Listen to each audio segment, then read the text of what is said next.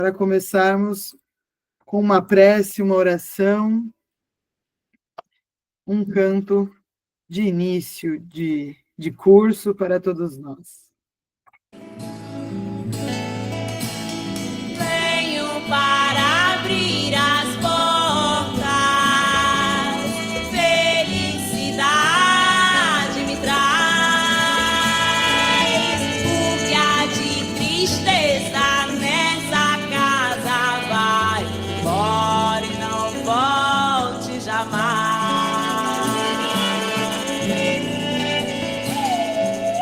Venho para abrir as portas, assalto cheguei me traz, o que há de doença nessa casa vai embora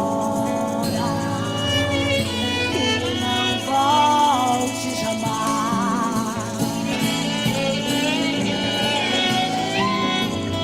Venho para abrir as portas, o amor é quem me traz, o que há de ódio nessa casa, meia volta e nem olhe para trás.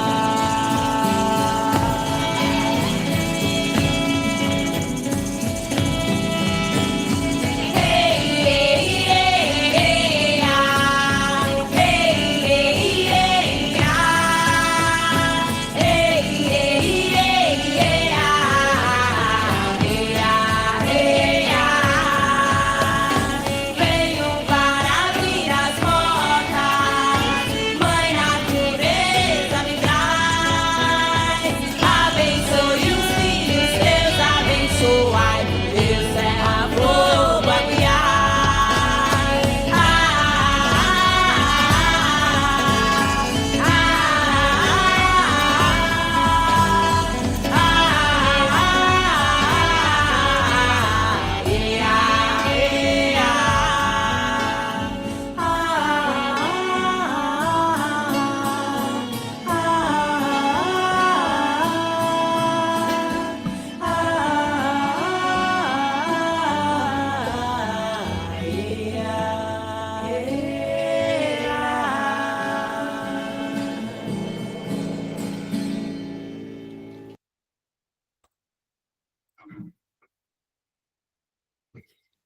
Entonces, queridos, queridas, sejam oficialmente bem-vindos, bem-vindas depois dessa oração, canção. A tradução está em chat, para quem não habla português. Vou colocar também depois em enlace em nosso grupo. Então, é com muita alegria que começamos esse curso, que é solamente um pouquinho do que vivenciamos acá em CESEP, porque é um curso híbrido. Hoje, a hora na tarde, estão fazendo a análise de conjuntura, pero com outras metodologias, e acá estamos solamente com o grupo de virtual. Pero amanhã estaremos todos juntos e juntas, porque será uma transmissão em vivo. Então, se preparem também para conversar, mesmo que seja por la pantalla, por las telas, com o grupo que está acá. Em presencial, estamos em 17 pessoas de Brasil, Cuba, Venezuela e Peru. Então, tem essa riqueza que aqui também temos. Então, é uma alegria estar aqui com vocês, conhecer vocês, as apresentações que hicieron em grupo de WhatsApp.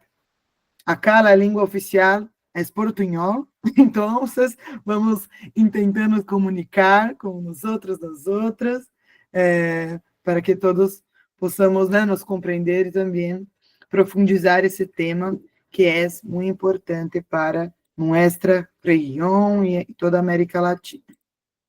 Bien. Antes de apresentar nossa querida Priscila, solamente um pouquinho do que vamos fazer nesses dias. Então, este é o curso de Ecumenismo, Diálogo Interreligioso. Este ano é a continuação do ano passado, que também tuvo o tema de ecojustiça, pero com uma mirada mais sobre o ecumenismo. Então, em curso de CCEP, que é uma organização ecumênica, mais de 40 anos de trabalho acá em Brasília e Latinoamérica, temos esses cursos de formação. Então, por todo o ano, temos esses processos de cursos, e, deixa eu passar aqui, e cursos que nos fortalecem nossa militância, nossa vida pastoral, com nossas comunidades de fé, e com a mirada da teologia da liberação. Muitas pessoas perguntam, todavia existe teologia da liberação, aunque existe?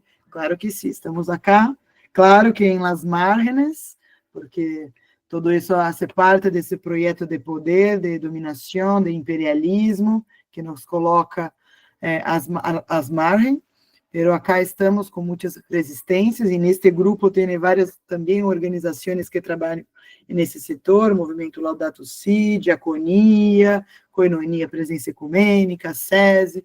Então, é bom que possamos estar mais juntos, todavia em virtual, para nos fortalecendo essa esperança. Então, CESEP tem em janeiro o curso de verano, que também tem, todos os cursos têm a possibilidade de ser híbrido. Claro que não é a mesma experiência, então é solamente um gosto para que vocês venham, para que vocês, seja do Brasil, de outros países da América Latina, venham vivenciar essa construção do conhecimento baseada na educação popular. Então, em janeiro, temos o curso de verão, que é um curso que conta com mais de 120 voluntários, e, em média, são 300, 400 pessoas. Ele é feito em parceria com a PUC, São Paulo. Temos o curso de Gênero, Pastoral e Relações de Gênero, em meados de março. Curso de Militantes Cristãos, em maio. Em julho é esse curso, o curso de Ecumenismo e Diálogo Interreligioso. E agosto e setembro, o curso de Formação Pastoral, que Cremildo acabou de entrar, que é o coordenador do curso de Formação Pastoral. E o objetivo desse curso, que vocês, nós do virtual, vamos acompanhar hoje, então as datas eu até coloquei no chat, eu coloquei em chat, hoje, por la mañana, as fechas que vamos nos encontrar. Então, estamos nos encontrando hoje com Priscila. Mañana será sobre diálogo interreligioso, cristianismo, os desafios e oportunidades, que serei eu que estarei com vocês. Em viernes será Loyet Garcia, que hace parte de Centro Martin Luther King de Cuba, hablando sobre a dimensão da economia, de la justiça social, e também como se involucra com esses temas de justiça ambiental. Então, esses 3 dias, hoje, amanhã e viernes e sexta-feira, é o mesmo horário, 2:30. Pero, em próximo viernes, em dia 11 de julho, será com Ivone Gebara, pero será às 10 da manhã. Então, organizem-se que haverá este câmbio de horário dia 11. E os objetivos é promover essa formação ecumênica, interreligiosa. Infelizmente, os teres de virtual não poderão escutar os liderazgos de budismo, taoísmo e hinduísmo, porque haveria uma quebra da metodologia de acá, pero vamos disponibilizar os materiais, as leituras, para que os seres também tenham esses contatos. Fortalecer esses vínculos, então, mais allá também de uma formação intelectual, é para que também nos encontremos, nos conhecemos as organizações, e acá podem colocar em chat nome, de onde vem, da organização, a igreja, o movimento, e também provocar a formação de multiplicadores. Então, a ideia é que nós possamos reproduzir e criar formações acerca do que vão aprender nesses cursos, nesses dias. E esse ano temos como os parceiros, então estamos organizando juntos com o Centro Memorial Martin Luther King de Cuba, que também é um centro de mais de 35 anos, que faz um trabalho de educação popular por todo o território cubano, tem a Rede Fé por Cuba, e também hacen talleres como esses de CESEP. E com o programa de Gênero e Religião das Faculdades Este, que é uma faculdade de teologia luterana, e que cada um e cada uma acá, que cumprirem a lista 75% de participação, haverá esse diplomado de extensão universitária por las faculdades Este. Então, é importante a participação, e também vou enviar acá, daqui hasta um pouquinho, a lista de assistência, a lista de presença, para confirmar. Se algum dia não puder, por conta de trabalho ou algo que passou, vamos disponibilizar as gravações e haverá uma lista de assistência assíncrona. Então, se não puder, quando vai cambiar um horário às 10 da manhã, não tenho trabalho, não puder, vamos disponibilizar o vídeo e haverá essa lista assíncrona para que também puedan ascender o diplomado, etc. Bem, o programa já compartilhei em nosso grupo e é isso. Eu sou como já estive em contato, mandando e-mails, sou a coordenadora do curso, mas acá em presencial há este equipo também com Loiet, que estará com nós nesses dias, Susana Moreira, que trabalha em Laudato Si, no movimento Laudato Si, que está agora trabalhando arriba com a análise. Então, estamos acá unidos e unidas nesse processo. Então, agora vou... Não sei se alguém tem alguma pergunta. Caso tenha, pode levantar a mão, colocar em chat. Mas também estamos... Todavia que não é tão fácil manter um processo de educação popular por las redes, mas também se sintam, podem levantar a mão, colocar sua pergunta, suas colocações, observações. Então, agora apresento nossa querida Priscila Ribeiro, né, ou nossa Pri Tupi, que é ecoteóloga. Vou terminar de apresentar, Nilbis, e te passo a palavra. É uma... micrófono. Está cerrado. Es que todavía estoy descubriendo las plataformas. Disculpa, no estoy pidiendo la palabra. Tranquilo. Gracias. Bem-vinda, Nilbis. Bueno verte novamente. Priscila é ecoteóloga, trabalha com os pueblos indígenas, é uma indígena em retomada também, tem esse trabalho, é pastora da Igreja Bautista del Camino, em Rio de Janeiro, e também sempre está com nós outros, assessorando os cursos de CESEP, é uma parceira. Então, seja bem-vinda, Pri. E allá estará com nós outros em presencial. Então, em Viena, chega acá em São Paulo, na Casa Comunitária de CESEP, para compartilhar esses dias em comunidade. Então, Priscila, a palavra, quando faltar 5 minutitos, eu te aviso acá em chat, ou abro o micrófono. Então, tem 40, 50 minutos. Graças. Perfeito. Boa tarde a todos e todas. Como a Angélica falou, a nossa língua oficial é o portunhol. Mas como o meu portunhol ainda está em desenvolvimento, eu vou falar em português bem devagar. E aí eu espero que os meus irmãos e irmãs hispanohablantes estejam compreendendo. Se eu falar nesse passo assim, vocês compreendem? Beleza, muito obrigada. Para mim é uma honra e uma felicidade estar nesse diálogo interfé pela justiça ambiental. Esses temas, infelizmente, ainda não estão comumente apresentados nas nossas comunidades de fé.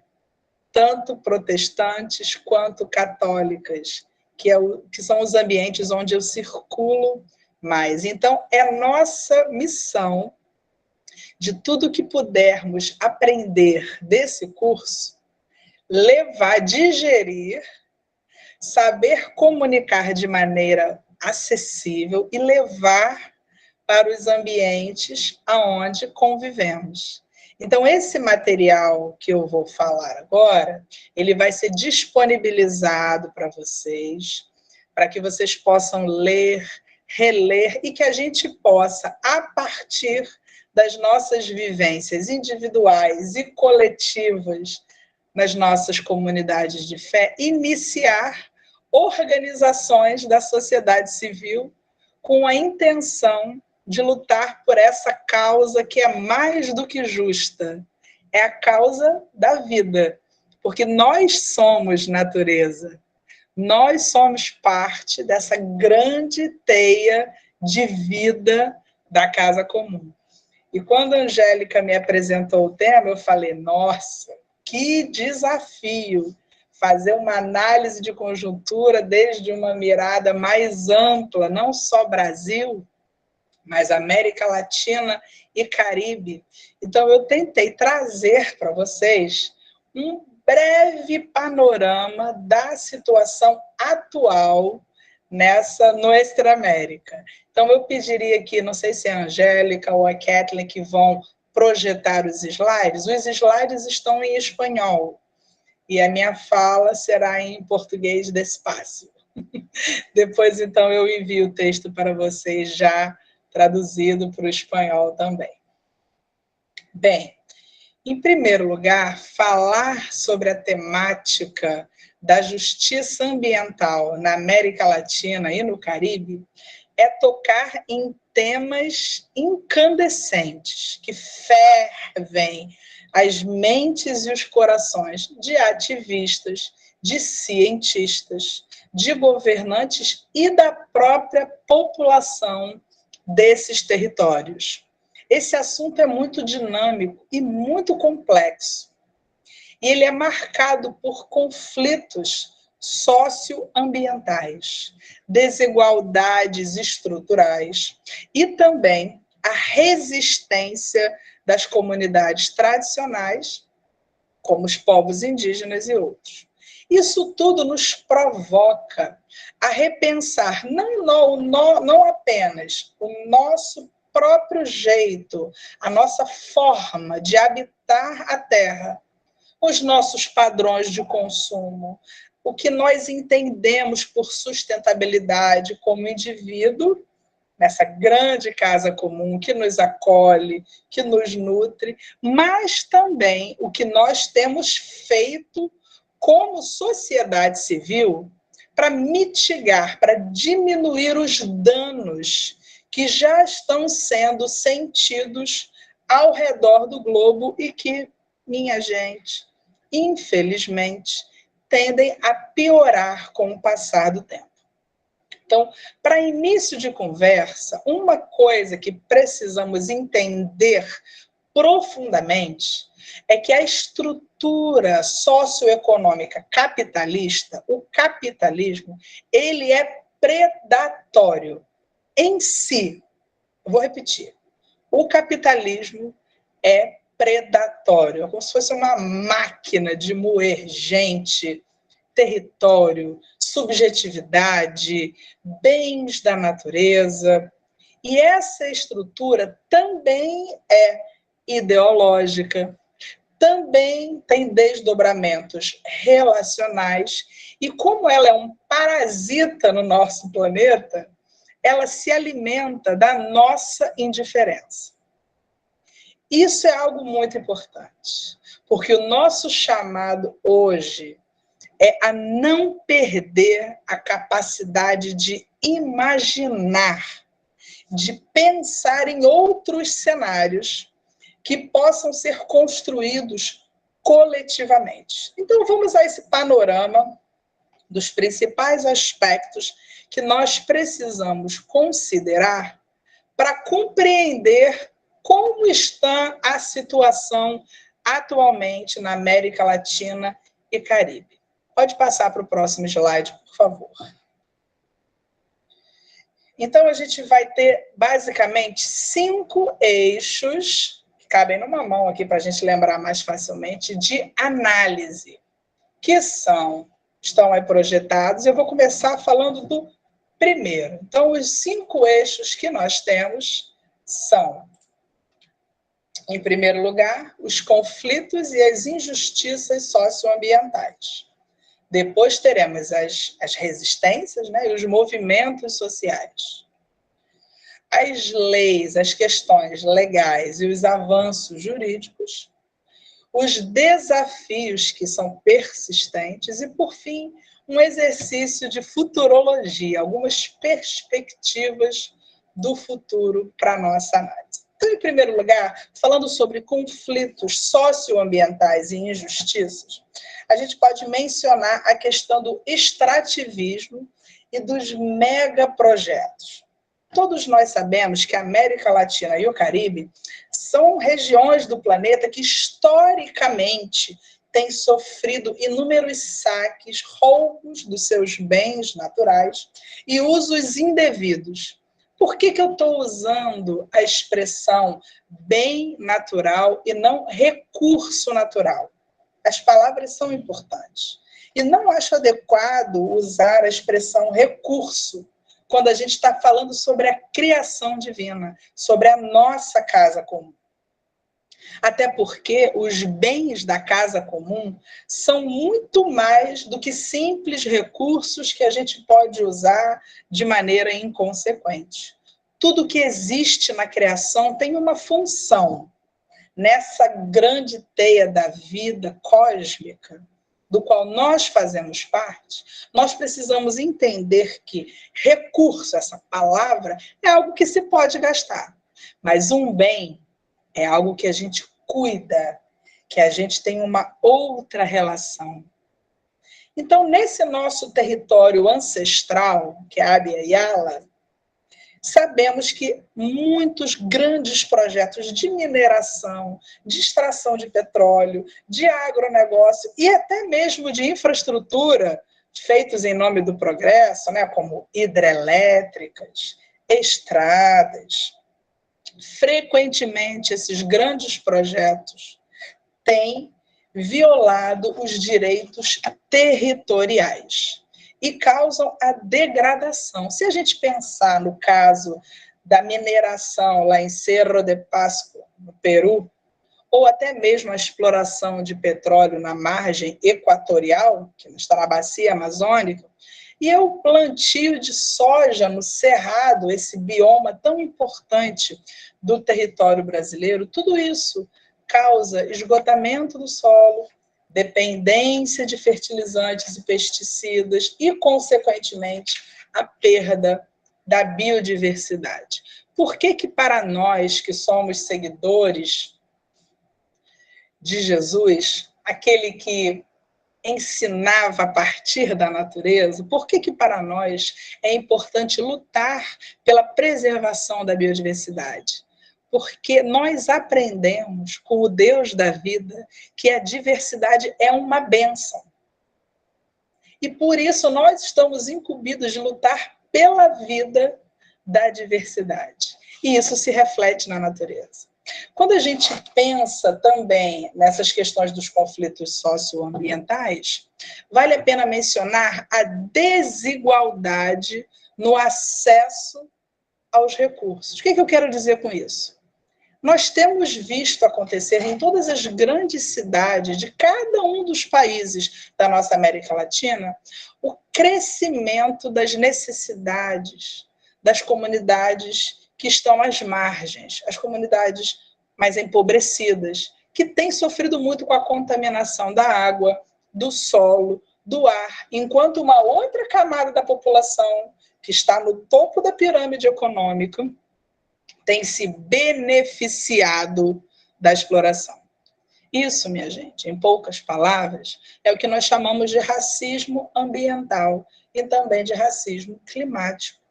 Porque a fatia da população mais prejudicada, não só com o desequilíbrio, a desarmonia planetária por conta dessa atuação predatória do capitalismo e do homem, são as pessoas que historicamente foram deixadas à margem do desenvolvimento dos países.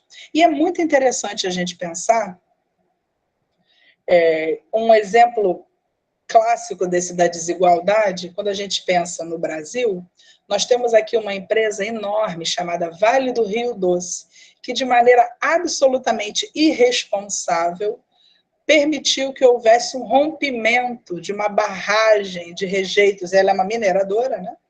Lá na cidade de Mariana, em 2015, e depois na cidade de Brumadinho, em 2019, causando uma devastação do território e o adoecimento da população.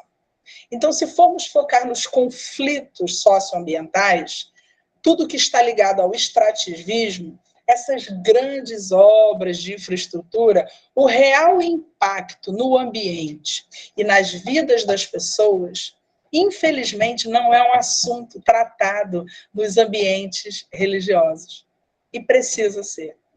Por isso que nós estamos aqui hoje, porque nós entendemos que o Deus da vida se preocupa com toda a amplitude do que significa vida, das árvores às pessoas, dos animais aos seres microscópicos. Tudo isso faz parte da nossa preocupação e do cuidado de Deus, que se manifesta no nosso cuidado com a casa comum.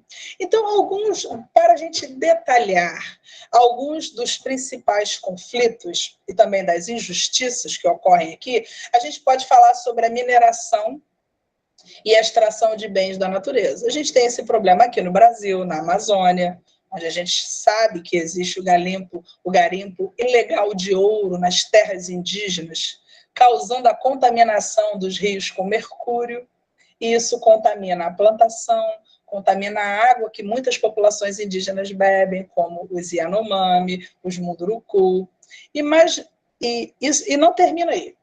Quando a gente fala da Vale do Rio Doce, essa empresa que eu mencionei, e essas barragens que se romperam, a gente percebe a morosidade, como a justiça é lenta para socorrer as pessoas que foram vítimas. E até hoje tem lidado com doenças por conta da água contaminada que elas tiveram que consumir.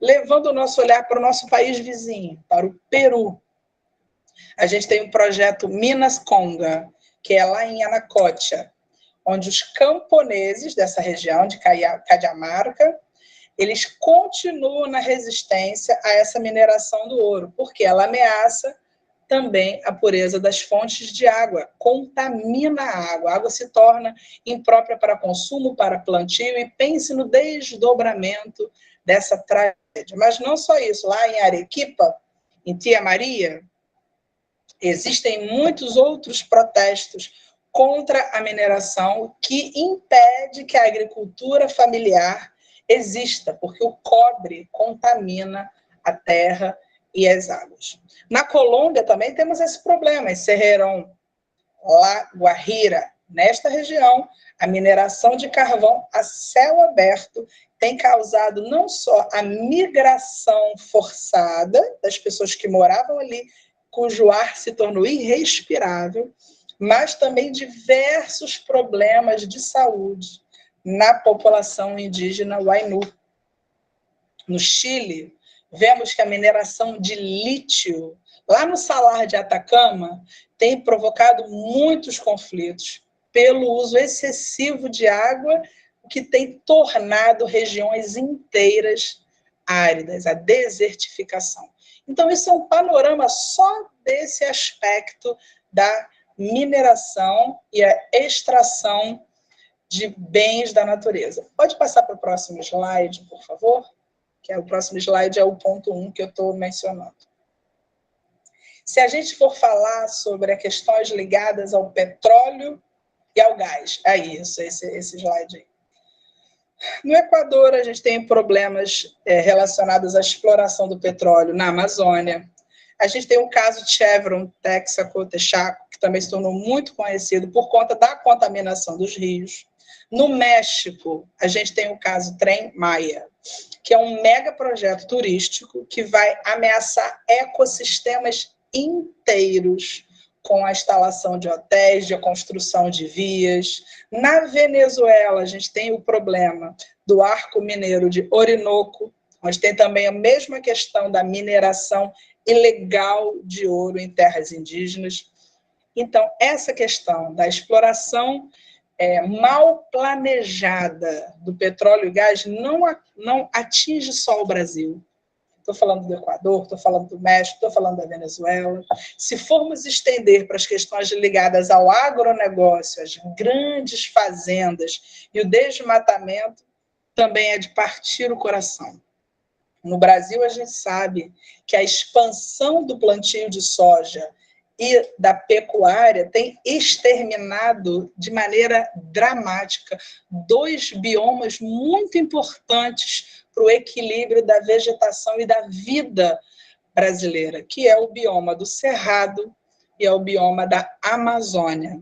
Essas regiões enormes do mapa do Brasil, que já é um país continental, faz com que a exploração desses territórios tenha causado tantos problemas, não só às pessoas, mas às outras formas de vida não humanas, ou mais que humanas, que vivem ali.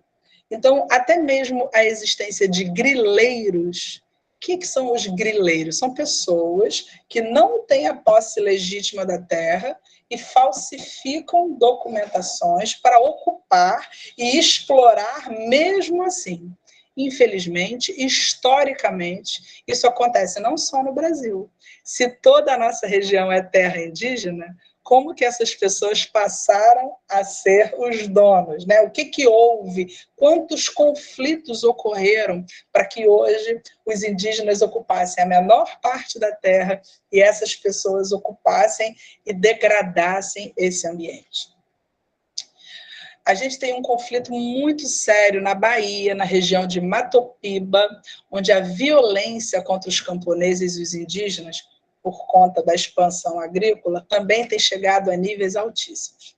Passando para o nosso país hermano, a Argentina, o desmatamento do Chaco, que também é um bioma importantíssimo, a pulverização com agrotóxico. Minha gente, a gente está vivendo uma batalha química, porque muitos dos agrotóxicos proibidos no norte global têm sido encaminhados para o sul global. Isso contamina a nossa alimentação, isso prejudica a nossa saúde. Ou seja, lá é considerado veneno, mas aqui é utilizado livremente. Precisamos nos organizar para que isso mude. Só a pressão popular fará com que o governo enxergue que nós não queremos comida envenenada, nós não aceitamos água contaminada. No Paraguai, a mesma questão da expansão do plantio de soja transgênica, que afeta não só as comunidades de trabalhadores rurais, mas também os indígenas, que têm sido expulsos das suas terras, e essas terras, então, têm se tornado um plantio. Agora, um tema que comumente a gente atribui ao preço que a gente paga pela civilização, pelo desenvolvimento, mas que, na verdade, é um problema ambiental grave, com muitas repercussões socioambientais, são as questões ligadas a essas obras de infraestrutura. Nas grandes mídias, não é dito o quanto essas obras são prejudiciais aos biomas, mas nós precisamos conhecer essas informações. Aqui no Brasil, a usina do Belo Monte, né, que foi uma hidrelétrica que deslocou em diversas comunidades de ribeirinhos, de indígenas, alterou o fluxo do rio Xingu, e isso deu muitos desdobramentos ambientais. A Ferrogrão, que é um projeto que está agora tramitando no Congresso, e os indígenas habitantes do Cerrado têm lutado para que esse projeto ferroviário não seja implementado. Inclusive, é muito importante apoiar as redes sociais indígenas quando essas se mobilizam para buscar apoio da sociedade não indígena e discutir esses problemas, mostrar como isso afeta a vida dessas populações, porque, minha gente, nós todos compartilhamos do mesmo território. Se isso os afeta, isso em algum momento vai nos afetar. É um grande jogo de dominó, assim, todos enfileirados. Se cai uma peça, todas as outras caem também. Honduras, por exemplo, não sei quantos de vocês sabem, mas o assassinato da Berta Cáceres, né, que se tornou conhecidíssimo, essa liderança importante indígena do povo Lenca, que foi morta por quê? Porque ela se opôs, denunciou a construção da hidrelétrica Águas Arca. Veja você como os interesses do capital são contrários aos interesses da vida. No Panamá, por exemplo, a mineira Panamá, que trabalha com extração de cobre, tem sofrido protestos ano de 2022, ano de 2023, contra a mineração do cobre em áreas protegidas, ou seja, quebrando a própria lei do país. E não para aí. Tantos os conflitos pela água. No Chile, por exemplo, a privatização da água, aquela empresa Águas Andinas, que controla basicamente todos os recursos hídricos, tem atrapalhado demais as comunidades indígenas Mapuche, tem prejudicado quem vive da agricultura familiar. Na Bolívia, no ano 2000, houve o famosíssimo episódio da Guerra da Água, que foi uma revolta popular, o epicentro foi ali em Cochabamba mesmo, contra a privatização da água pela empresa Bestel. Mas não para aí, na República Dominicana nós também temos episódios de mineração ilegal do ouro, causando contaminação da água, enfim.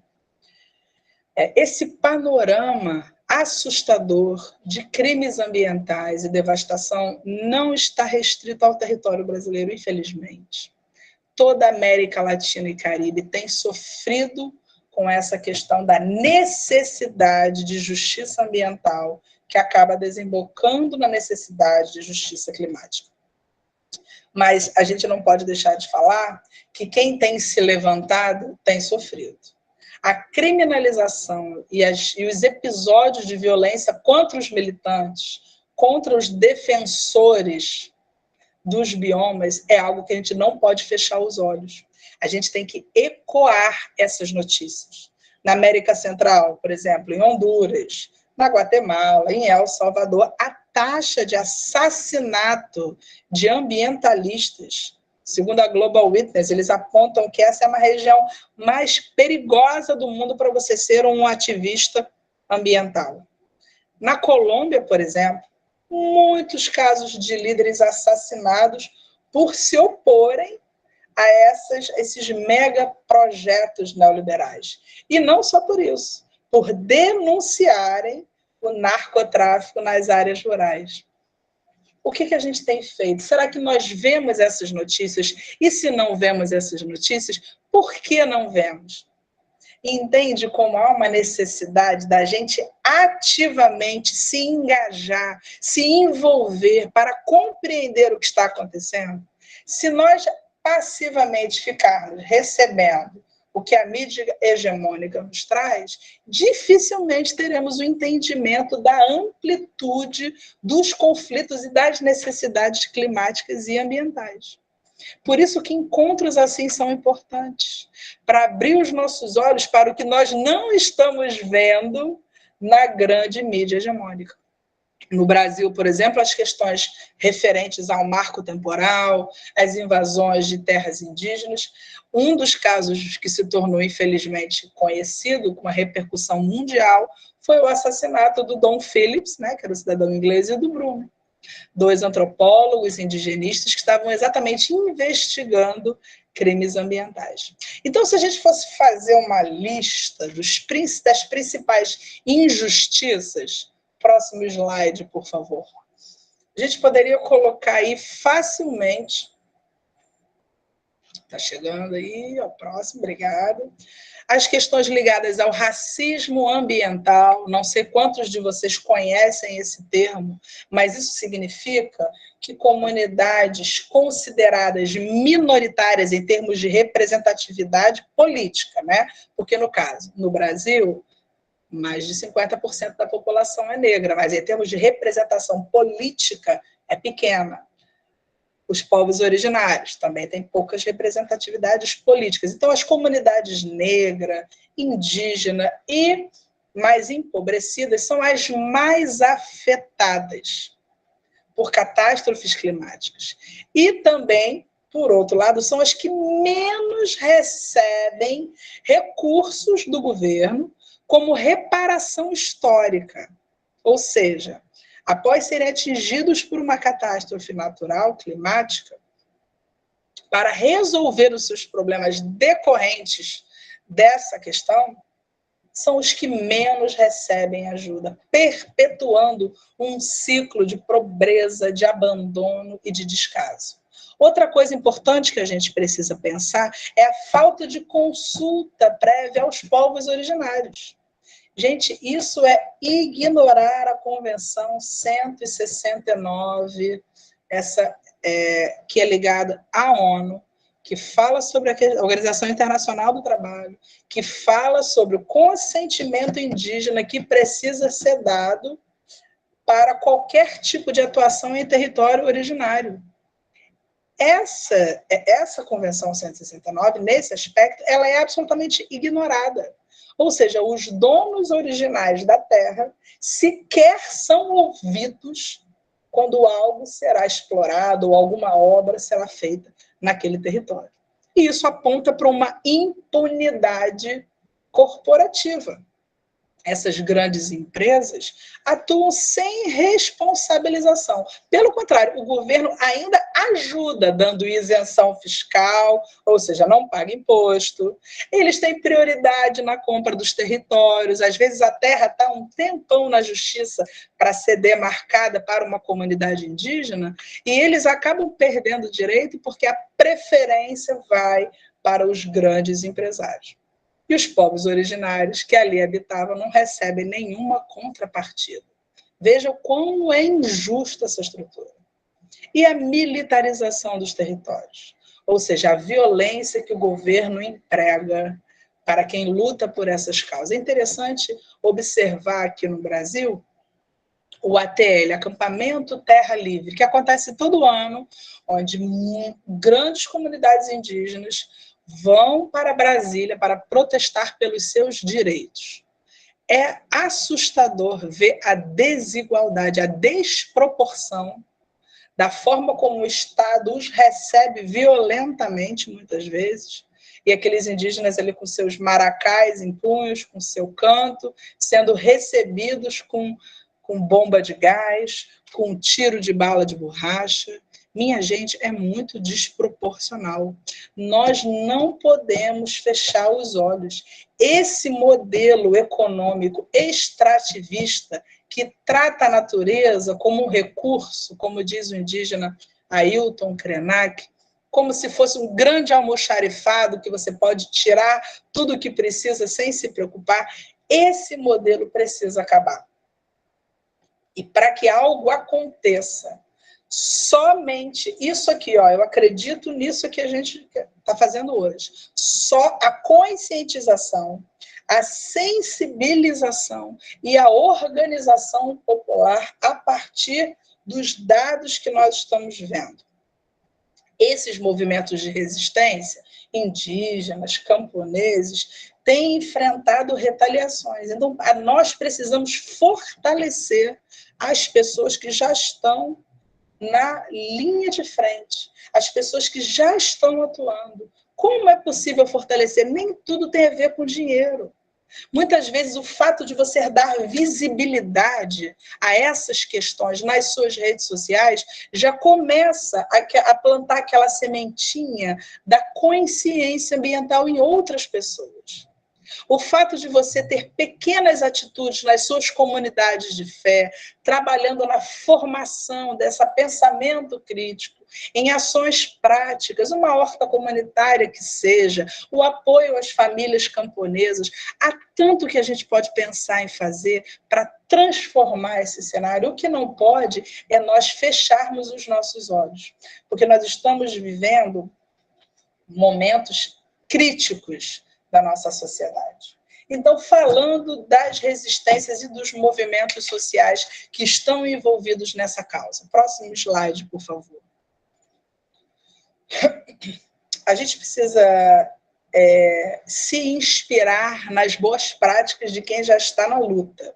Então, quando a gente pensa em justiça comunitária, né, que é uma proposta de alternativa a esse modelo econômico de consumo que tem sido apresentado por comunidades originárias que lutam contra as zonas de sacrifício no Chile, as rondas campesinas no Peru.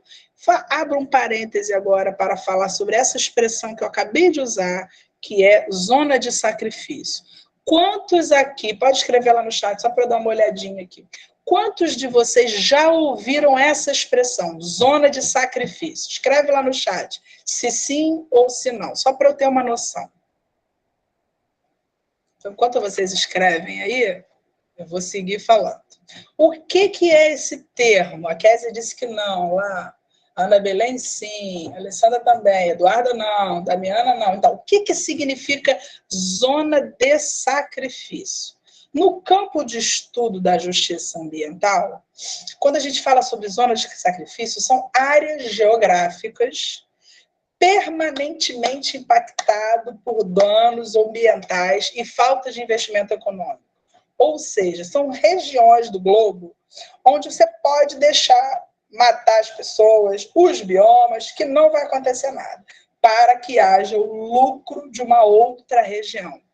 Então, quando a gente pensa aqui no Brasil, em Brumadinho, por exemplo, a gente tem ali uma zona de sacrifício, onde aquele bioma foi devastado, onde aquela população foi praticamente apagada do mapa, e eu te pergunto, quais são as consequências para essa empresa hoje? Então, pensar nessas resistências é pensar sobre essas zonas de sacrifício e quem tem lutado por essa gente, por esses territórios, que são regiões geralmente empobrecidas do nosso território. Próximo slide.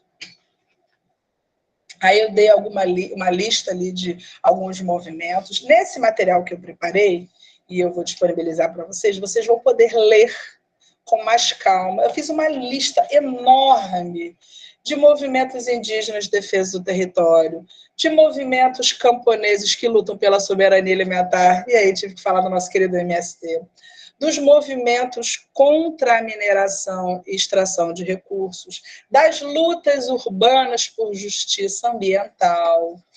Tem lá também uma parte de os nomes dos movimentos para você procurar, para você seguir, para você apoiar os movimentos de resistência a esses mega projetos de infraestrutura, né, o extrativista, vários coletivos de justiça climática e juventude, movimentos afrodescendentes e quilombolas, ou seja, a gente tem muito trabalho a fazer e tem muita gente já fazendo.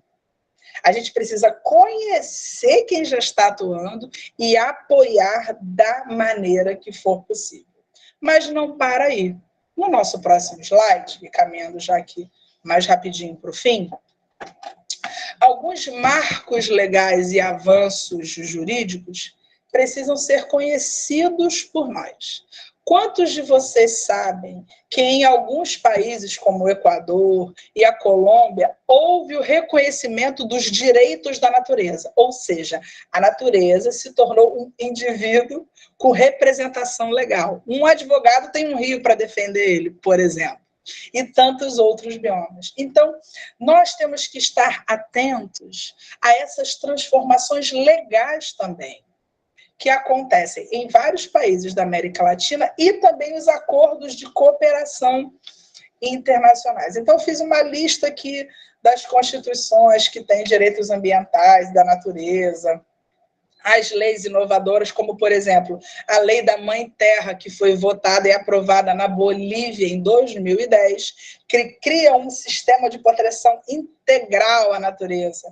Tem a Lei da Mudança Climática, que foi aprovada no México, a Lei de Proteção aos Defensores Ambientais, de 2017, na Colômbia. Então, a gente precisa também conhecer essas leis e os avanços nas decisões judiciais para defender. Você já ouviu falar na palavra ecocídio? Então, isso se tornou um crime também no Brasil, quando uma empresa intencionalmente, sabendo dos desdobramentos prejudiciais ao ambiente, ainda assim essa empresa constrói ou faz aquela eliminação de rejeitos naquele lugar.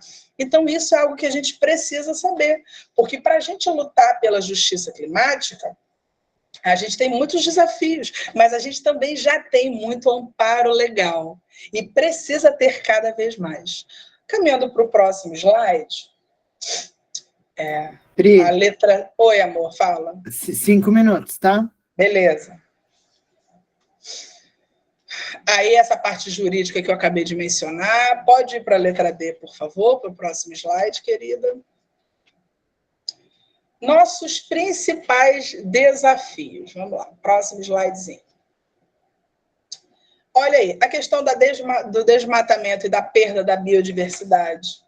Precisamos falar sobre isso, precisamos nos organizar contra isso, precisamos mobilizar as nossas comunidades de fé na luta pela vida em relação a isso. As mudanças climáticas e esses eventos extremos, a degradação do solo, a poluição e como têm sido geridos resíduos que têm contaminado os mares, os rios, o que fazer acerca da mineração e da extração de recursos, a desigualdade e a falta da justiça ambiental, como o governo tem atuado nas políticas ambientais e a própria questão das transições energéticas, ou seja, desafios nós temos, mas nós temos aqui já um panorama de aonde ir, aonde se informar, sobre o que falar, o que procurar nas mídias hegemônicas. Então, no nosso exercício de futurologia, pensando já a nossa última questão, próximo slide,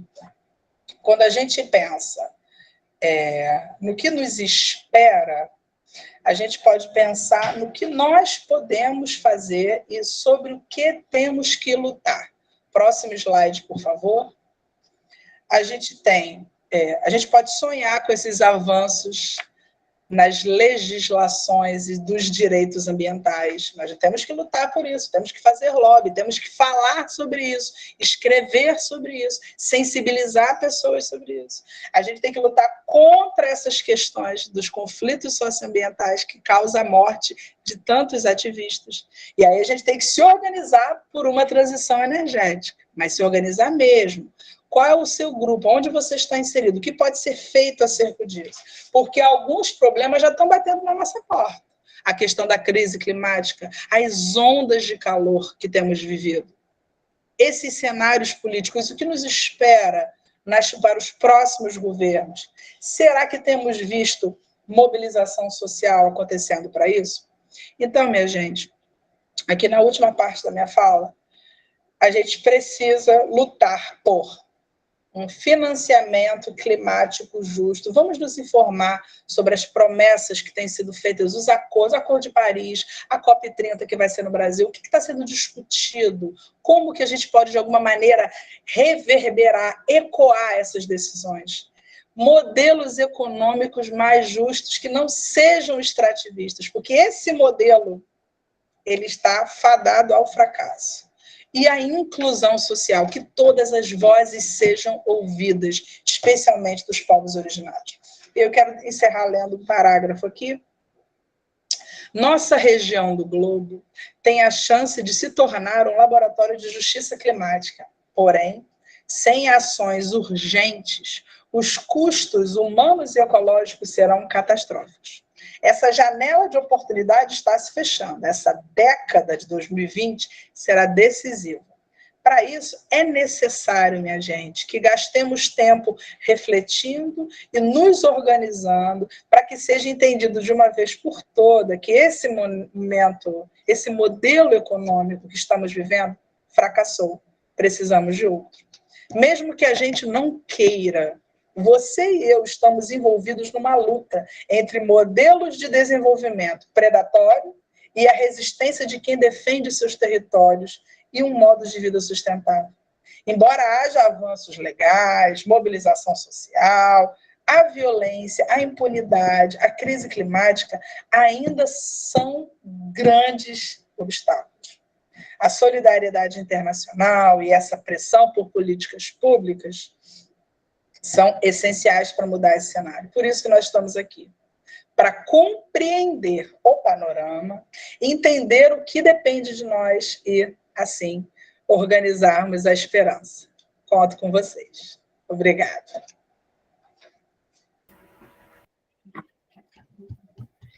Muitíssimo obrigado, Priscila. Foi muito bom te ouvir, aprender continuamente contigo. Creio que Pri nos traz um panorama muito importante para compreendermos toda a nossa região, porque o que está passando, o que sempre se passou em Latinoamérica e Caribe, com as explorações, colonização, tudo o que estamos lidando hoje é o que alguns investigadoras chamam de la colonialidade. Então, o período colonial se cerrou, entre comillas, pero hay una cicatriz, una herida colonial que perpassa nuestro cuerpo, nuestras epistemologías, nuestra religión y teología, en nuestras iglesias, en otras comunidades de fe, nuestros territorios, porque as feministas também têm trabalhado o conceito de corpo-território, que não há essa distinção entre as duas coisas. Então, o que Pris nos traz, nos coloca em um alerta. Hoje por la manhã, o grupo responsável ha hecho uma mística, que começamos o dia, e uma pergunta que Carla, que uma cursista que participou também ano passado, nos perguntou, nos provocou, que grito a terra tem feito? Qual é o grito que a terra tem feito? Se a gente pudesse ouvir, qual que seria esse grito? E me quedei pensando sobre isso, e para mim é esse grito de acordem, despiertem, para sairmos desse conformismo, dessa apatia, que por muitas vezes claro, todo está muito difícil, o contexto de guerras, nossas próprias situações personais, toda a injustiça, desigualdades, o que tem passado em cada contexto, o que tem passado em Brasília, em Cuba, em Equador, em Venezuela, em Moçambique, Peru, tudo tem sido muito difícil. Em Argentina, com esse presidente. Então, como ter essa esperança? Bem, então, Pri, muitas graças por tudo. E vamos agora dialogar. Já tem uma pergunta de Alessandra, que pergunta assim: em Maceió, temos bairros inteiros apagados do mapa pela mineradora Braskem. Eu poderia chamar de áreas de sacrifício? Pri, se você puder também contextualizar o que tem acontecido ali, principalmente, né, a gente tem acompanhado a pastora Ódia Barros, o que tem passado aí no bairro do Pinheiro e outras regiões, principalmente para os companheiras de outros contextos e países. E, por favor, responda a Alessandra. E vão deixando perguntas. Alessandra, querida, essa questão que você trouxe é muito importante, porque é muito interessante. Uma das últimas vezes que eu estive no SESEP, eu fui caminhar no Parque do Ibirapuera, que é uma região belíssima de São Paulo, arborizada, e a lata de lixo estava escrito assim, Iniciativa Ecológica da Braskem. Menina, aquilo me deu uma raiva. Por quê? A Braskem é essa empresa que tem trabalhado com a extração de gás no Nordeste do Brasil, especialmente nesse estado de Alagoas, né, na capital ali. Ela tem causado uma destruição que a gente nunca viu anteriormente no Brasil. Imagina você, bairros inteiros, eu acho que são uns 15 bairros, é muita coisa, que afundaram mais de 1 metro e tiveram que ser abandonados, porque as casas racharam, o asfalto rachou, o que está acontecendo, a forma como eles estão extraindo gás dessa região é tão irregular que está destruindo regiões inteiras, a ponto das pessoas considerarem aquela área uma área fantasma. Nessa região tem uma igreja de uma pastora muito amada, muito atuante, que é a pastora Ódia Barros, a Igreja Batista do Pinheiro, procurem saber, que tem feito um trabalho de resistência. Eles estão se negando a abandonar o local onde a igreja foi construída, que está dentro dessa região que agora é uma zona fantasma, porque as casas praticamente todas estão com rachaduras e cheias de ruínas, exatamente para tornar público como essa empresa tem trabalhado de forma irregular. E veja você a ironia. Em outros estados, eles botam o nome na lata do lixo, dizendo que são ecológicos. Eles tinham no pavilhão da COP passada várias estandes falando sobre ações de sustentabilidade. Percebe a hipocrisia? Percebe como a gente precisa falar sobre isso e apontar essa questão? Não pode o governo do Brasil permitir que essa empresa compre apoio político, porque é isso que está acontecendo, infelizmente. Infelizmente. E aí nós temos que fazer também uma crítica ao governo que nós temos, por conta de diversas lacunas que tem deixado na questão ambiental. Não podemos permitir isso calados. O que a Igreja do Pinheiro tem feito, eles têm tentado de toda forma de nós não vamos parar de usar a igreja, ela vai cair na nossa cabeça, assim, porque... enfim, eles estão tentando, obviamente que eles não estão se reunindo mais no local, né, que está em risco, mas eles têm trabalhado para trazer esse tema para as redes sociais, para as pessoas entenderem o absurdo que é.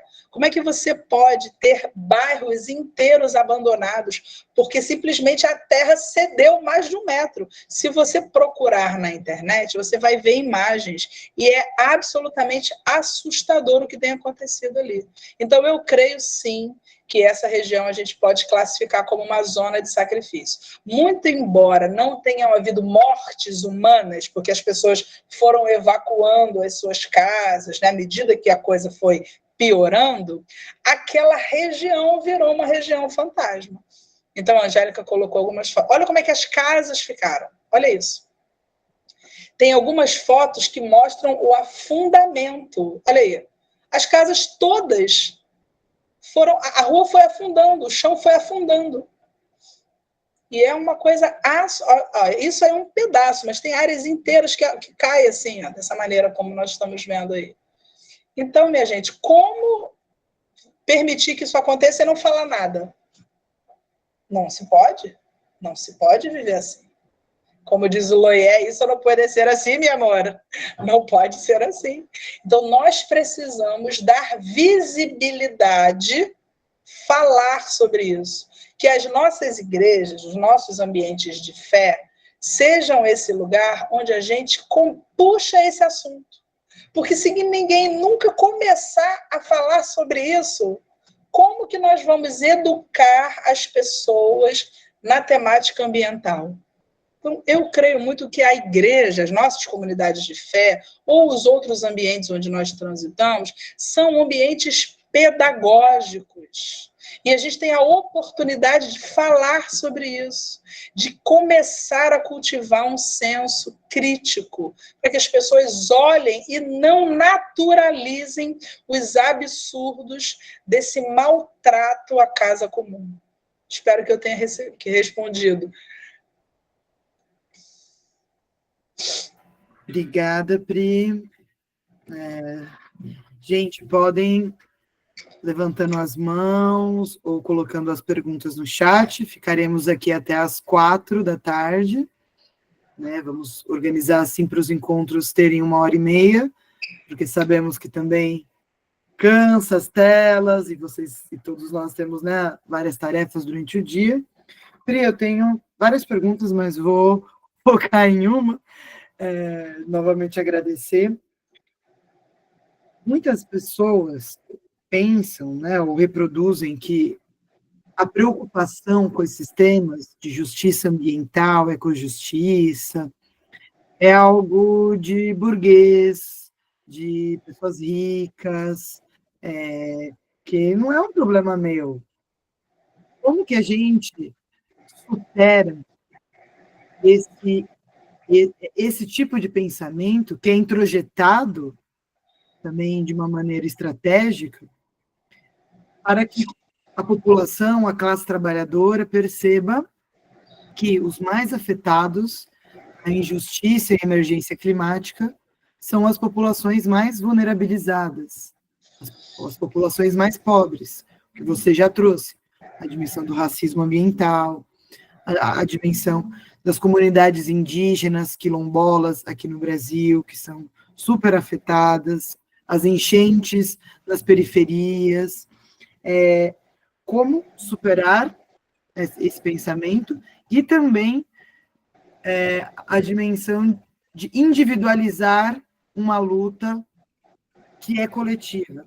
Então, não use canudo, ou não demore no banho, que responsabiliza o indivíduo, e aí não denuncia efetivamente a Braskem, a Vale e outras tantas empresas no Brasil, mas a gente poderia expandir para toda a América Latina, que poluem os rios, que destroem toda a natureza. Então, essas duas leituras de uma educação ambiental, acho que as duas partem dessa dimensão de uma educação ambiental popular e libertadora. Então, seria bom te ouvir.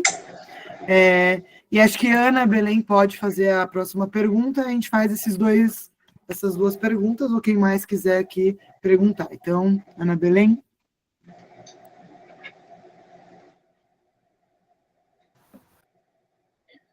Gracias.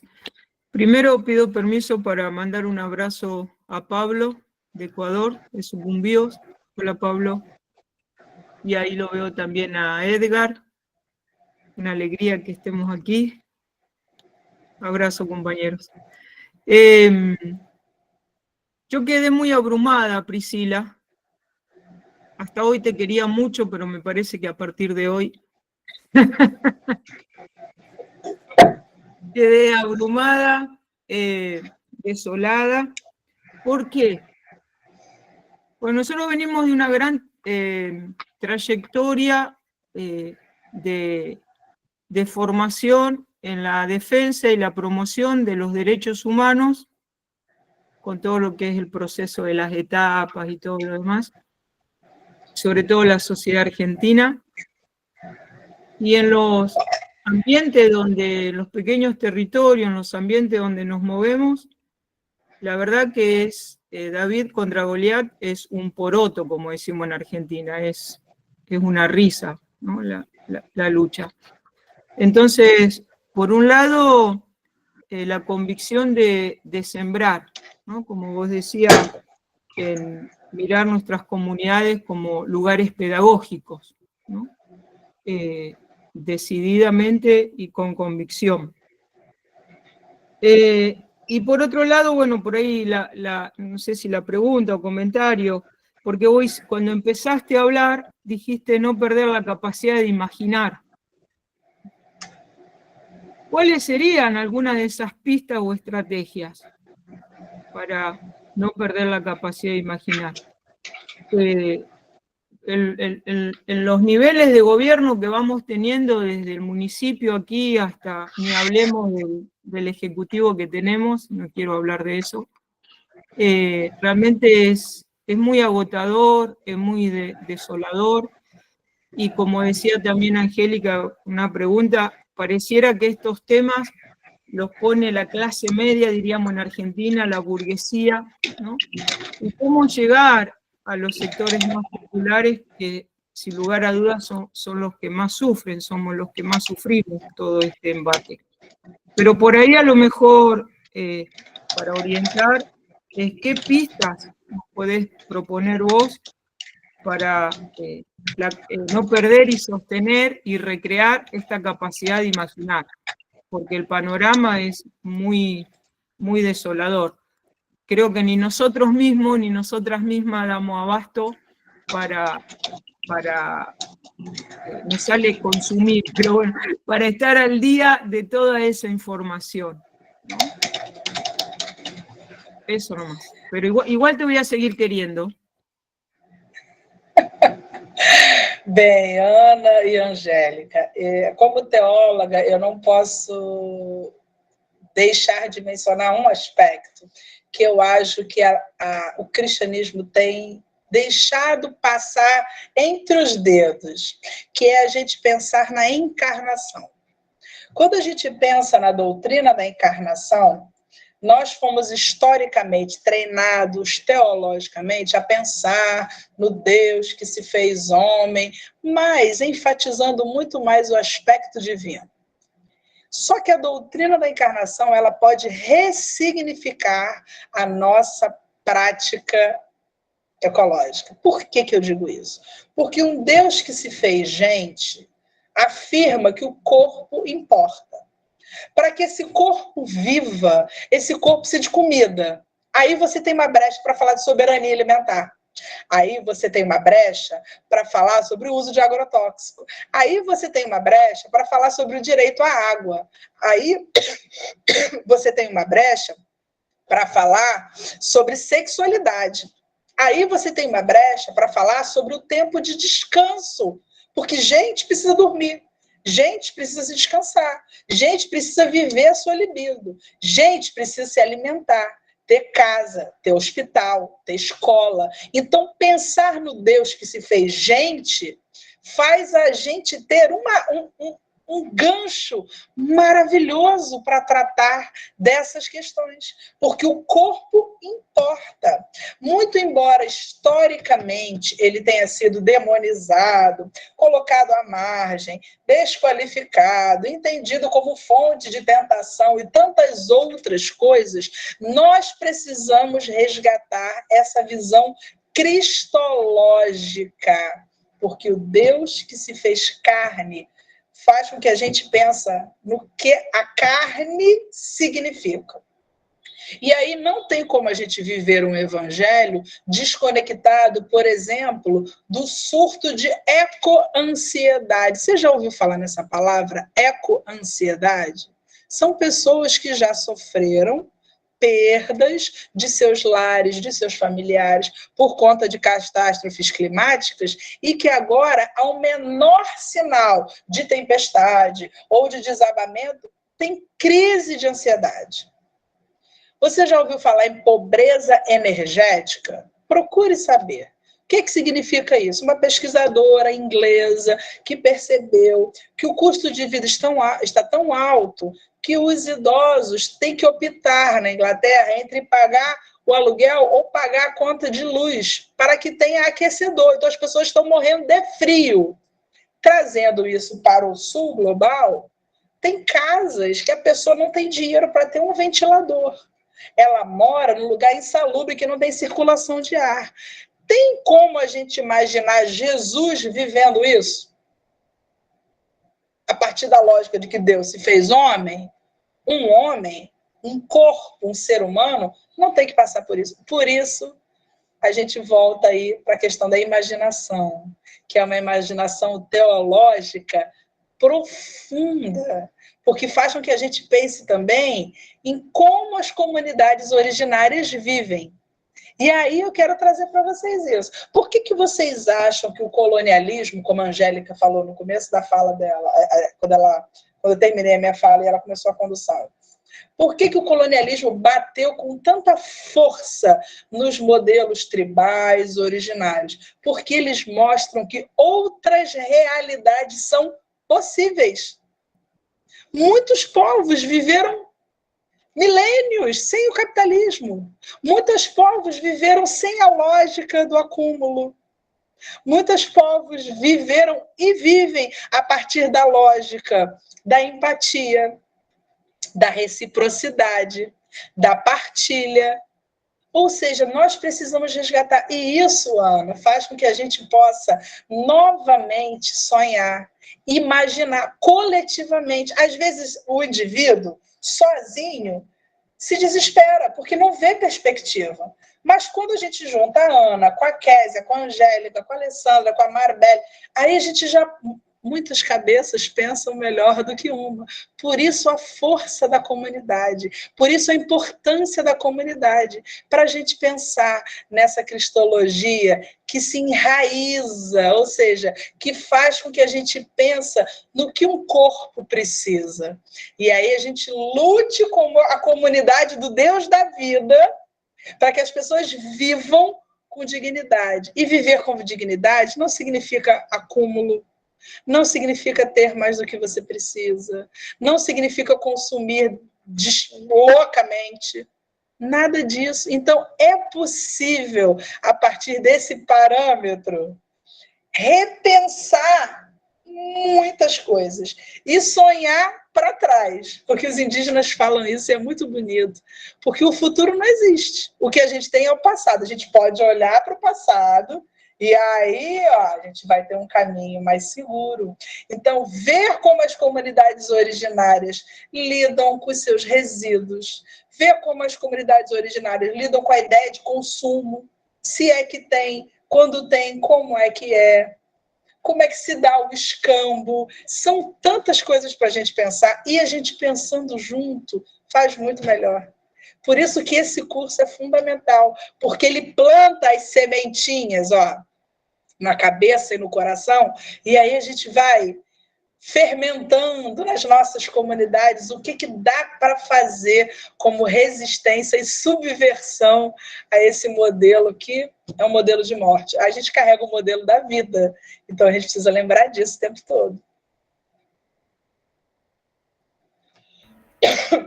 Obrigada, Pri. Késia, e se mais alguém tem uma pergunta, é a última chamada. Késia, Eita, eu vou aproveitar, então, Angélica, agradecer imensamente esse espaço, né? Esse espaço coletivo que junta gente da América Latina, porque uma das coisas que eu queria destacar, não é nenhuma pergunta, mas fazer um destaque na fala de Priscila, primeiro dizer, Pri, cara, como é bom te ouvir, ficaria a tarde toda aqui ouvindo. Querida. E destacar, sabe, Angélica, esse intercâmbio que me faz lembrar na fala da Priscila, que Bolívia tem uma lei que bota a natureza como sujeito de direito, e eu fico pensando, poxa, como é que a gente também aqui, enquanto movimento social, organizações, coletivos, a gente pensa, né, para o Brasil também, agora falando aqui do nosso lugar de Brasil, né, de olhar para esse grande desafio que a gente tem para esse país continental, de pensar a natureza como sujeito de direito. A gente tem discutido muito no semiárido nordestino aqui, o rio como sujeito de direito, né? O Rio São Francisco, enfim, como é que a gente olha como sujeito de direito e como esse rio impacta diretamente a preservação de todas as vidas, da vida humana na Terra, né? De todas as pessoas, das mulheres agricultoras que hoje, Priscila, precisam ir para o campo antes do sol, porque elas já não estão mais aguentando laborar no sol, né? Então, é o sol que está dizendo para elas hoje qual é o horário de trabalho. Quando essa mulher volta para casa, e talvez uma coisa legal para aprofundar com Ivone mais na frente, o que está aguardando por ela no espaço doméstico, né? Então, assim, nesse conjunto das pessoas mais afetadas, ainda existe um outro rosto aí, que é da mulher negra, campesina, né? Tem gênero aí. Só destacar isso, assim, como isso me chamou a atenção, né? Existem pessoas que nós, historicamente, né, Angélica, ficamos ouvindo, não, isso é papo de burguês, né? Luta contra o capitalismo, não sei o quê, o canudo, o meu copinho que está dentro da minha bolsa, né? Isso não vai mudar a luta de classe. Aí eu lembrei também, se a gente fosse atualizar a fala, né, de Chico Mendes, né, como é que é? Ecologia, e aí eu diria hoje, justiça climática sem luta de classe é jardinagem, né? Nada contra a jardinagem, mas a jardinagem não vai causar uma transformação social, só vai deixar o meu quintal mais bonitinho, né? Então, as flores ali vai deixar bonitinho, mas não vai mudar a realidade. E aí também trazer uma lembrança agora na fala de Priscila, que a Bíblia, né, o livro do cristianismo, começa lá com um poema muito bonito, né, de Gênesis 1, que ele é escrito justamente para fortalecer a nossa fé naquele momento do exílio babilônico, que a gente deixa de acreditar em um Deus bom, porque a gente está ali numa representação de divindade babilônica, que é de uma divindade ruim, que castiga, que escraviza as pessoas. Então, eu preciso afirmar que tudo era bom, que tudo que ele cria é bom, né? Então, assim, não existe natureza ruim, pessoa ruim, homem ruim, né? Santo Agostinho vai dizer, né? O homem é mau, o homem é ruim. Cara, Deus se fez homem, ser humanidade é uma coisa muito boa, né? E aí a gente termina com o último livro dizendo, eis que eu vi um novo céu e uma nova terra, né? Então, que novo céu e nova terra é essa que a gente quer tanto e sonha, né? E aí agradecer por esse espaço de luta aqui, e, enfim, eu precisava dizer isso que estava aqui, na pele. É isso, minha gente. Um beijo em todas e todos. Muito obrigada, Kézia. E enquanto a Pri falava, também me veio essa frase do Chico Mendes, eu acho que segue ainda como esse farol da gente não perder essa dimensão que quem é o nosso inimigo, quem é esse monstro, essa hidra, que a gente corta uma cabeça e nasce mais 5, mais 6, né? Mas por isso que precisamos de muitas mãos, corpos, vozes nessa luta. E para isso chamo o Pablo, vem direto aí do Equador. Então, Pablo, palavra sua. E depois a gente finaliza com a Pri. Boa tarde. Desculpa. Sim. Um momento. Eu desativei o do Edgar, que estava dando eco. Olá. Não. Tenta de novo, Pablo, vamos ver. Ou do Edgar, vocês estão juntos, né?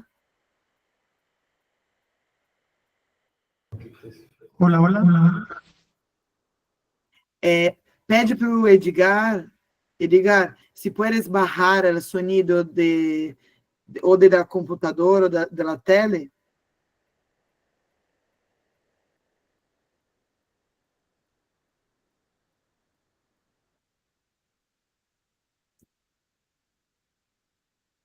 Vamos ver. Problemas técnicos, pero...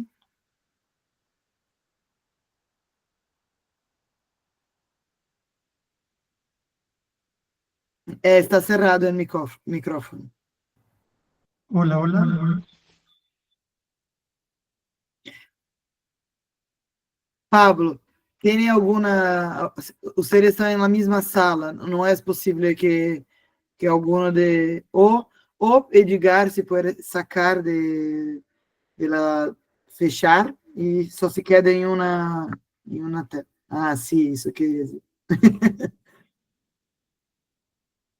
Abre el micrófono. Hola. Sí. Descubrieron el misterio. Pasa que para poder hacerlo mejor, entonces ocupamos las dos, aunque estamos en el mismo lugar. Bueno, un saludo cariñoso y contento de la oportunidad nuevamente de encontrarnos con varios compañeros y compañeras, como el caso de Angélica y Priscila, una vez más encontrarte, y también la sorpresa de Ana Belén. Y bueno, igual felicitaciones para los demás compañeros y compañeras. Quizá también por comentar, y no sé si ser pesimista en alguna parte, pero está apocalíptico también, pero creo que tenemos que buscar desde la debilidad, generar la fuerza que podamos sacar para enfrentar de algo que va mucho más allá desde los lugares que estamos, que nos engloba una problemática, un desafío que nos engloba y nos envuelve a todos, todas. Y digo porque el escenario planteado, pues ciertamente es desconcertante, y ya lo hemos visto por la historia, por el pasado, por lo que ocurre ahora y también por lo que se proyecta hacia el futuro, no es nada prometedor en esa búsqueda de ecojusticia, en esa búsqueda de buen vivir. Los esfuerzos como que se quedan cortos, nuestros pequeños esfuerzos, ante la voraz hambre, fome que tiene el sistema como tal, porque este sistema, para poder sostenerse, su espíritu, su alma, su característica es ser depredador, es ser extractivista. O sea, no hay una manera de que se sostenga, sino por eso, y los esfuerzos conseguidos en conciencia, en ideas, en sueños, pero también a nivel como en el plano legal, a nivel de derechos, en marcos legales, o en el plano también de pensamientos, en versiones académicas o de conocimientos, como que se quedan cortos ante lo que se está viviendo.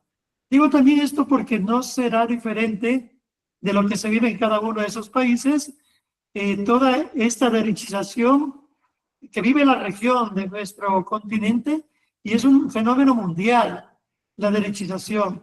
Entonces, aquí en el caso de Ecuador, nosotros las cosas de mal en peor, o sea, si queríamos respirar algo que se había logrado, lo que se está viniendo es peor, porque así como ustedes conocen, y a mí me agrada cuando ustedes hablan, el título del curso, La estrella de espiritualidad, para ese buen vivir, que es el Summa Causai en Quichua, es originario en las constituciones tanto de Bolivia como en Ecuador, pero esos marcos legales, constitucionales, son insuficientes porque van arreglando a los poderes fácticos las leyes que requieren para seguir apoderándose de los recursos, de los ríos, de las aguas, de los árboles, de la naturaleza, de todo.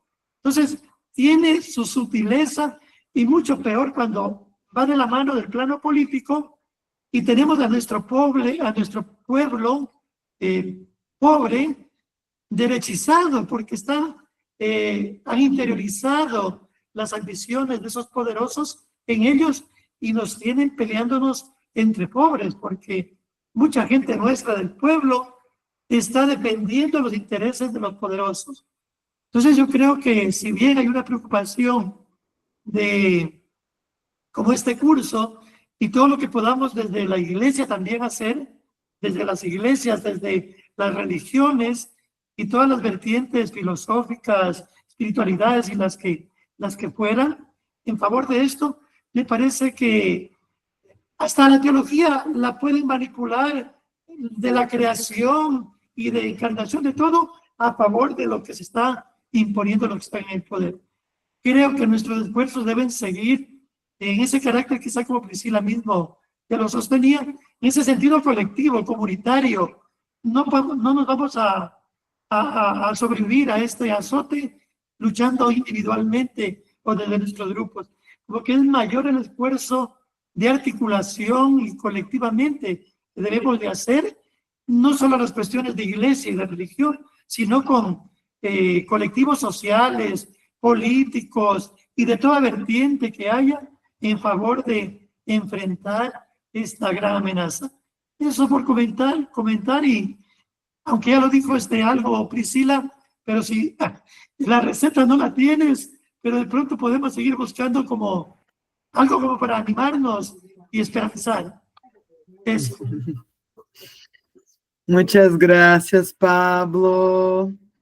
Entonces, Pris, su reacción, que no sea tan larga para también ya cerrando esse momento e recordando que amanhã nos encontramos nesse mesmo horário, às 12h30, para que vamos nos profundizar a partir dessa análise para pensar como as religiões podem trabalhar juntas em favor da ecojustiça. Então, Pris, palavras finais. Pablo, meu querido, que coisa boa te ouvir, meu irmão, depois desse tempo, né, que nós tivemos de convívio na casa do SESEP. E eu só posso te dizer o seguinte, Pablo, o que me empurra para a vida, sabe, o que me dá esperança de acreditar na transformação é o poder da ressurreição. Eu sou absolutamente apaixonada por essa narrativa, porque a gente tem ali um Estado autoritário, a gente tem uma religião hipócrita, a gente tem uma sociedade condenatória, mas nada disso foi capaz de aprisionar a força da vida. E a gente tem a incumbência de levar essa mensagem, sabe? Isso é uma coisa maravilhosa, isso é uma coisa que tem que encher a gente de esperança. Porque qual é a mensagem que a gente tem como cristão? De que a vida vence no final. Essa é a boa notícia. O Evangelho é exatamente essa boa notícia subversiva, que apesar de um Estado que não colabora, de uma religião hegemônica que não colabora, de amigos que traem, que abandonam, enfim, de gente que só fica olhando a desgraça, apesar de tudo isso, é a vida que levanta no terceiro dia. Então, por que a gente é portador dessa força imensa, eu acho que isso é a melhor notícia que a gente pode ter para nós mesmos, para nos impulsionar, e essa é a melhor notícia que a gente pode dar. A gente luta pela justiça climática porque a gente acredita que a vida vence no final. A gente luta contra o racismo, a gente luta pelas populações marginalizadas, pelos nossos irmãos e irmãs LGBT, porque a gente acredita que a vida vence no final. E porque eu acredito nisso que eu estou aqui essa tarde falando com vocês. E que eu acredito que o espírito que sai da minha boca, é o espírito que chega em vocês. Não sei em que lugar da América Latina vocês estão. E esse espírito é o espírito da vida. E é por ela que a gente luta. É isso. Amém, amém, amém. E para fechar esse nosso primeiro dia, vou ler um poema de Juliette Teresa, uma companheira do Centro Martin Luther King de Cuba, para que seja também como uma oração final para este dia. Então, antes disso, recordatórios, lembretes, preencher a lista de presença, a lista de assistência. Amanhã nos encontramos em mesmo horário e vão colocando as coisas em WhatsApp, informações de sua região, livros, para compartilhar, um espaço de compartilhar experiências e coisas. Bien. Necesitamos ternura para resistir, não como adorno frágil, sino como um fogo que abriga em la tormenta. Ternura que não se rinde, que sostiene a mirada quando o mundo desvia os olhos, que cuida sem pedir permisso, que defiende sem levantar a voz. Em esses los restos pequenos, uma mano estendida, uma palavra suave em meio do ruído, donde a resistência floresce. Porque não há coragem mais hondo que amar com firmeza em tempos de hiel, nem acto mais rebelde que seguir creyendo que o cuidado importa. Sim, necessitamos ternura como raiz, como escudo, como canção que não se olvida. Buenas tardes, queridos e queridas. Seguimos juntos e juntas e até amanhã. Um abraço. Vamos tirar, antes, vamos abrir as câmeras. Abram as câmeras para a gente tirar uma fotinho. Vamos lá. 1, 2, 3.